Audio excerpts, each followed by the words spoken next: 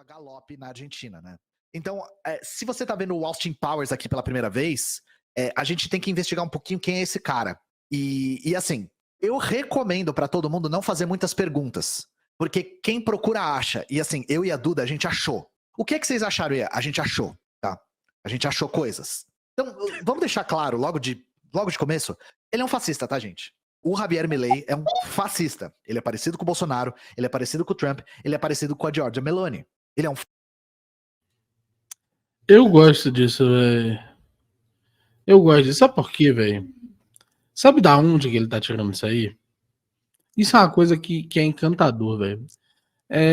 Nesse último esforço que a gente anda fazendo aí, mais voltado a esse processo de estudo, a gente anda de estudo dessas agendas políticas, né? A gente anda pesquisando muito elas.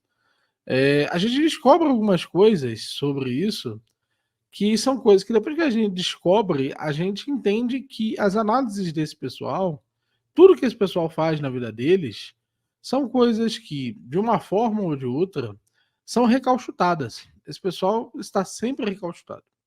Esse pessoal vive um mundo recalchutado. E qual que é esse mundo recalchutado? O que está acontecendo ali com eles e por que isso acontece? Isso acontece porque eles têm pouquíssimas referências intelectuais. A maior parte das referências intelectuais deles são importadas e, principalmente, a maior parte das referências intelectuais deles pensa de uma determinada forma meio já estabelecida na década de 60, né? Então, assim, são análises que eles acabam importando, que são análises muito específicas. Então, por exemplo, aqui, ó. Dá uma olhada aqui, ó. Por que eles estão usando esse termo aqui? Por causa desse vídeo aqui. Chama-se uma nova onda fascista. Vamos ouvir 2 minutinhos desse vídeo? Salve, camaradas! O tema do vídeo de hoje é a demagogia fascista e o perigo da rendição neoliberal.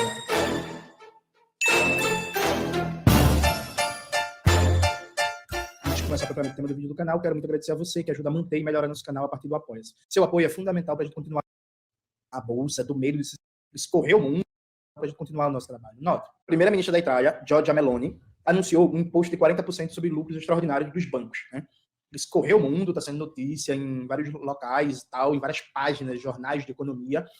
Muito se falou do desespero da Bolsa de Valores, que os maiores bancos da Itália, da União Europeia, tiveram queda na Bolsa, do medo de se propagar por toda a Europa e tal.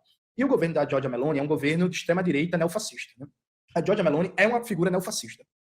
Todo o discurso, todo o programa político dela é neofascista e pensa a criação de um regime fascista a partir de uma retórica de combate ao inimigo interno. O inimigo interno é o imigrante, é o muçulmano, é o negro, é o LGBT, é o casal que LGBT que quer adotar um filho, é a feminista abortista, tem toda uma retórica fascista, uma indumentária fascista, inclusive recuperando vários aspectos do fascismo clássico do Berlusconi, né? E aí, essa medida da Giorgia Meloni, acho que chama atenção para um ponto que eu acho que é fundamental nesse debate sobre o crescimento do neofascismo no mundo e particularmente na Europa. Veja, vocês pegam as análises clássicas sobre o fascismo, de Antonio Gramsci, de Palmiro Togliatti, de Augusto Thalheimer, de Pachucanes, um pouco depois, nas análises de Nikos Poulantzas e todos os outros pensadores e pensadoras marxistas, muitos deles destacam o papel da demagogia fascista na atração da classe trabalhadora. O que é essa demagogia? Gente, a gente for analisar o nazifascismo clássico, a gente não pode olhar só para o discurso antissemita ou para o discurso de um país forte, organizado, sem greve, sem comunistas e por aí vai. Tudo isso estava presente. Mas o fascismo, especialmente no seu período inicial de conquista do poder político, de montagem do regime fascista, ele apelou muito para uma demagogia de uma crítica à burguesia, uma crítica ao imperialismo, de uma crítica aos bancos, à elite financeira, né? Então, tipo assim, Então vocês podem ver aqui que essa análise foi montada aqui há 7 dias atrás, dia 11 de agosto, pelo Jorge Manuel. Hoje, eles estão recitando os mesmos termos e as mesmas classificações. E rapidamente o Ian Neves se tornou especialista em política fascista voltada explicitamente à Europa e à América Latina. Por quê? Porque ele viu esse vídeo do Jorge Manuel e ele sabe, por assim dizer, como lidar, entre aspas, com os fascistas. Então, os fascistas estão dados ali para ele. E agora, baseado nesse vídeo de Jorge Manuel, eles têm um elo que eles precisavam fazer para conseguir lidar com isso. É isso que está acontecendo. E aí eles invertem. Direita radical é de fuder. Direita radical é a pior definição possível. Só pra explicar o porquê que é a ação do status quo. A esquerda é radical, porque nós vamos na candidato propõe dolarizar econômico. Quando ele ganhou o legislativo, a gente viu as primárias, muitas perguntas. Porque quem procura acha. E assim, eu e a Duda, a gente achou. O que vocês acharam? A gente achou, tá? A gente achou coisas. Então, vamos deixar claro, logo de começo, ele é um fascista, tá, gente? O Javier Milei é um fascista. Ele é parecido com o Bolsonaro, ele é parecido com o Trump, ele é parecido com a Giorgia Meloni. Ele é um fascista. Por que eu tô reiterando isso? Por que o Humberto reitera isso? Porque a mídia centrista já tá falando, não é bem assim, veja lá, olha aqui, ó, se ele não tá falando disso, então ele não é fascista. Eles acham os pontinhos fora da curva pra dizer que o cara não é fascista. E o jornalismo centrista iluminado tem uma maneira de definir fascismo que não é a Itália entre 21 e 43, não é fascismo. Se não fala Viva il Duce e não tem as cores verde, branca e vermelha, não é fascismo. Gente, fascismo não é um conceito metafísico que se pesca no além pra se aplicar à realidade. Fascismo é um conceito real. E é um conceito real condicionado pela materialidade da realidade. O fascismo contemporâneo se configura como Milei, como Trump, como Boris Johnson, como a Giorgia Meloni, como Bolsonaro. Tá? É assim que ele se configura. Então a gente vai reiterar isso por duas razões. Primeiro, para reforçar que fascismo não é um conceito metafísico. E segundo, para reforçar a gravidade da situação. Porque o fascismo é um fenômeno cíclico e ele tem consequências gravíssimas. Não vai ser diferente pra Argentina caso esse cara ganhe. E assim, olhando pra esse cara, claramente ele é o velho da van com a peruca do Guga Chakra, né? E falando em Guga Chakra, Humberto, eu não sei se você viu isso aqui, ó. Tem um delay aqui pra mim. Guga Chakra, libertário, Milei é diferente de extrema-direita bolsonarista. Ou seja, o próprio Guga Chakra já pulou na frente e falou assim: não é fascista não é fascista não, é diferente. Não, vocês aí estão tudo emocionados, tudo pra vocês é fascista. Não, é diferente, o cabelo deles é diferente. Não, o Milei é muito mais jovem. O Milei é argentino, o Bolsonaro é brasileiro, como é que eles são parecidos? Então, assim, gente, pelo amor de Deus, tá? A gente já sabia disso. A história não se repete, mas puta merda. Os centristas, ou seja, a direita moderada, né, sempre pula na frente da bala pra falar assim: não é fascista não é fascista não. Com a Giorgia Meloni foi a mesma coisa. E depois vem aquele papo, né? Nossa, como a gente poderia saber? Exato. Por isso que toda vez que isso acontece, isso aqui é documento histórico, tá, gente? Que é toda vez os auto-intitulados centristas relativizam o fascismo. Falam, não tinha como saber, não. Nossa, na época ele não era tão violento assim. Cara, isso aqui é mais previsível que o sol, tá? Beleza. Então, o Milei, ele é um auto-intitulado anarcocapitalista. E aí vocês estão falando, caô. Então, quando a gente diz que ele é auto-intitulado anarcocapitalista, não é que, tipo, a gente chama ele de anarcocapitalista. Eu gosto dessa fantasia do Milei. Eu gosto de que se você se vestir de alguma coisa, você necessariamente é essa coisa. Aí depois reclama quando o caba lá chama de viado.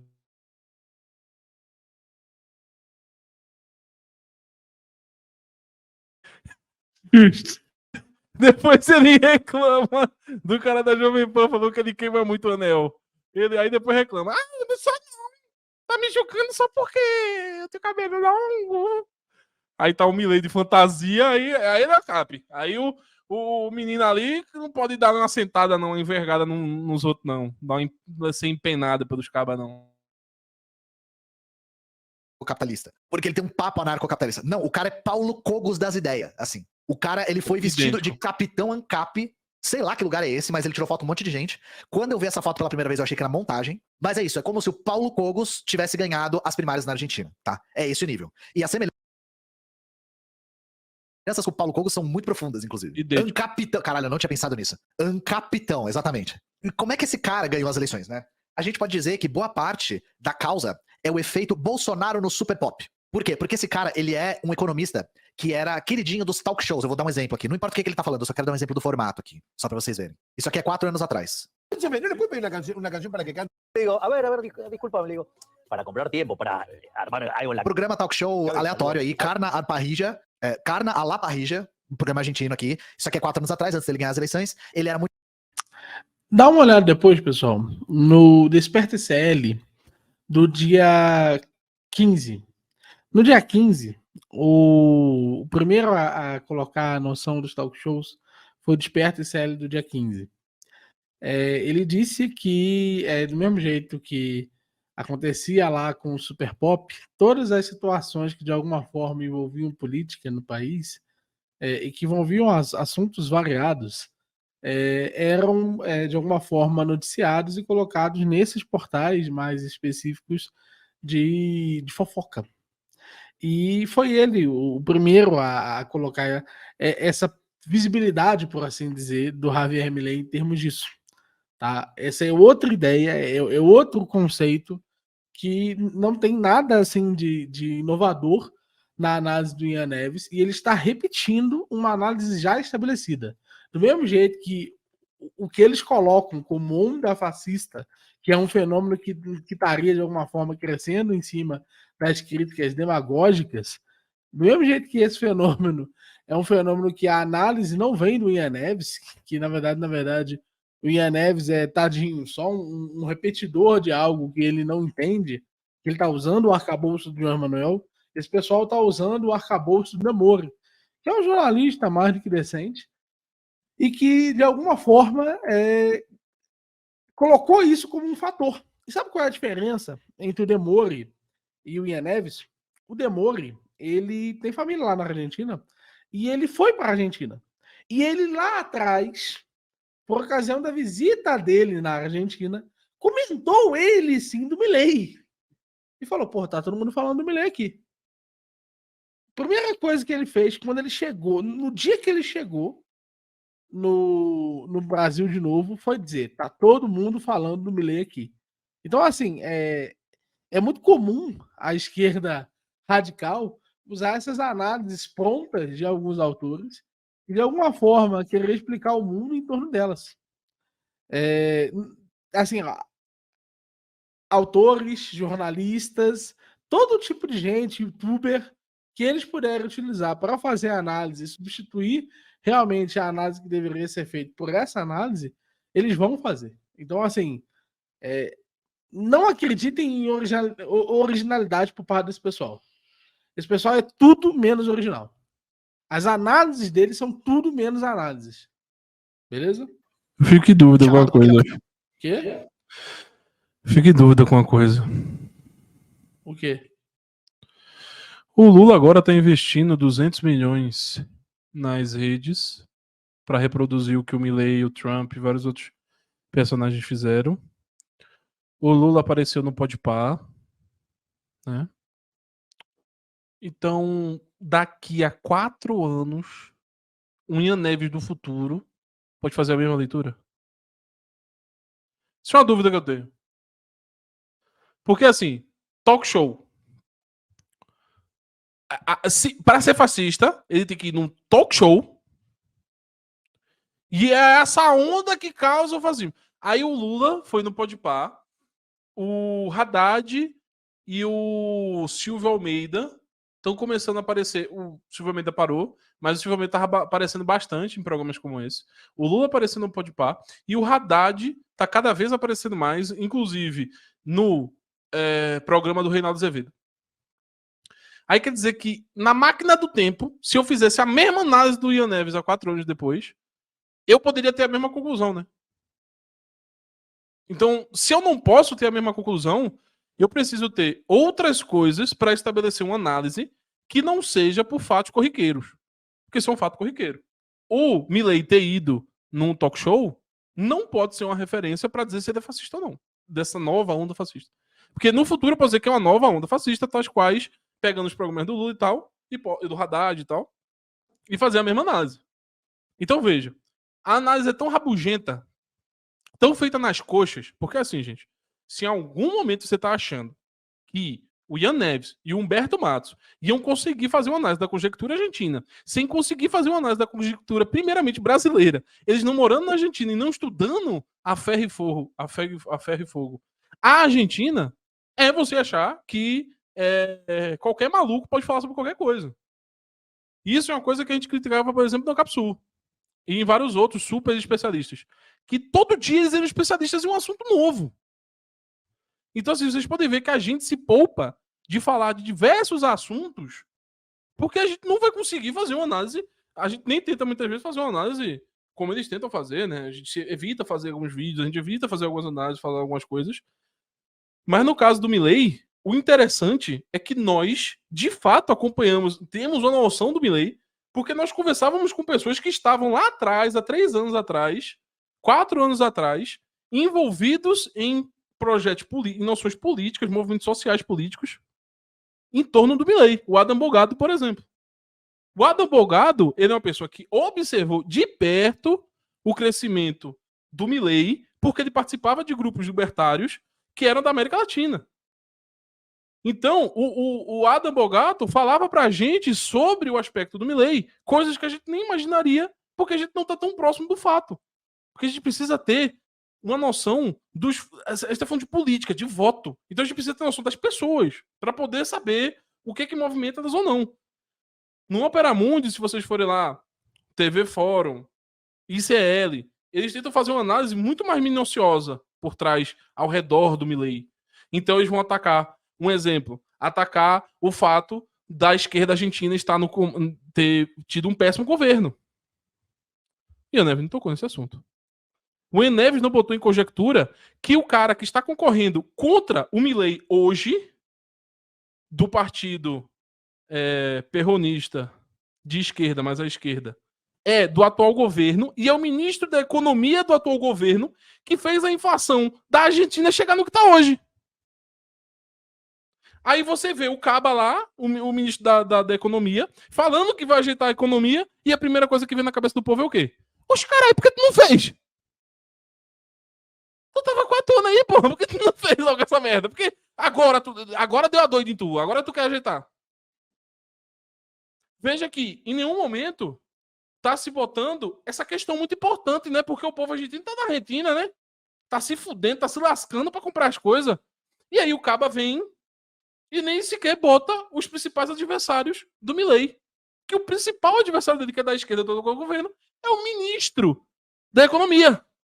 Deu economia. Então veja, eu concorrer contra qualquer um que fez a inflação chegar em 200%, as pessoas vão dizer, esse cara aí eu acho que é melhor do que aquele cara ali. Pelo menos ele vai, né, vai dar uma doideira aí, ele vai fazer alguma coisa. Outra coisa que não se está falando. O Milei pode falar o que quiser do Milei. O Milei tem projetos políticos. O Milei diz tudo o que ele vai fazer. Os outros grupos políticos não têm. Porque se o ministro da Economia tivesse algum projeto de fato da economia, ele teria feito. Ele teria feito, porque aí se ele tivesse feito, se ele tivesse melhorado a economia da Argentina, ele teria batido no Milei. Nenhum grupo político apresentou um projeto de política. O Milei apresentou. Se eu for dolarizar essa merda, e a gente vai estar safe aqui. Outros analistas políticos botaram, por exemplo, a possibilidade de movimentação do grupo argentino, da Mercury. Qual é o nome daquela mulher lá? Angela Kirchner? Kirchner. Uma boa movimentação é que a Kirchner é bem quista pelo povo. Posso estar falando merda, tá? Vou até ver ali se é Angela Kirchner. Meu nome não, sou péssimo com o nome. Não, é porque tem a Angela Merkel, que é a da Alemanha. Não é essa E não. tem a Cristina Kirchner, Isso. que é a da.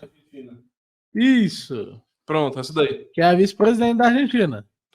Poderia usar ela que tem uma boa familiarização com o pessoal da Argentina e ter falado para transformar a dívida não em dólar, não dolarizar, mas transformar junto com a dívida chinesa.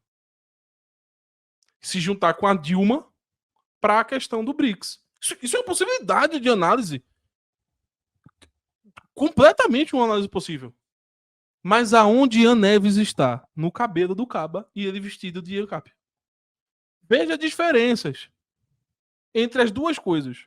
Uma pessoa que, de fato, mesmo estando errada, mesmo estando com a cabeça no mundo da lua, mas que está, de fato, tentando achar os possíveis erros, pensando em como poderia se agir contra o Milei, e o Ian Neves, que não faz caralho de noção nenhuma do que ele está fazendo ali, se não criar conteúdo. Então veja aqui, em alguns poucos minutos, eu consegui fazer uma análise melhor sobre o Milei e o porquê ele ganhou do que o Ian Neves fez até agora.